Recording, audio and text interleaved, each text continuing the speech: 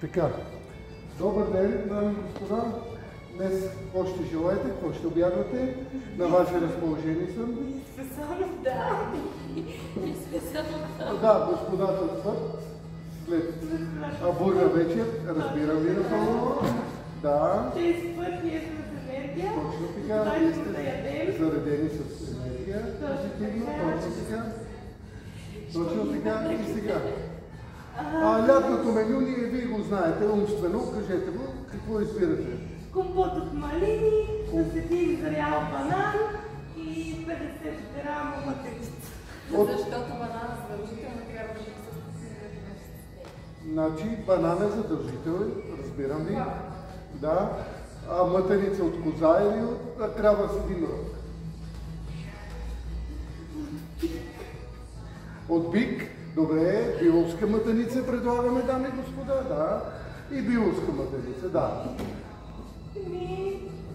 И аз искам шалфестък.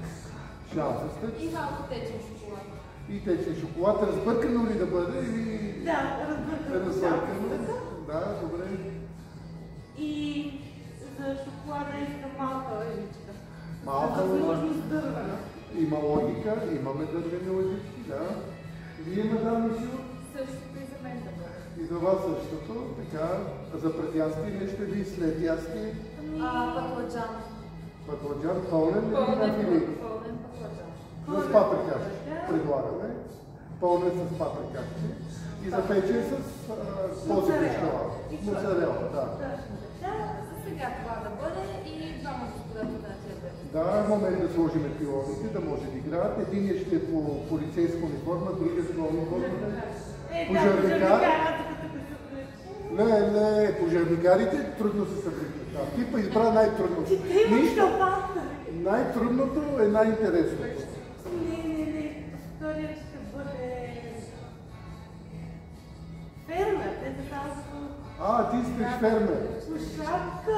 Фермер. Кавичка. От теки за сето коведарци, да. Да, има логика. Да, сега ще ги поръчам. Дами и господа, отивам да се обличам да се правя на пожарник. Това е за днес, утре е новото меню.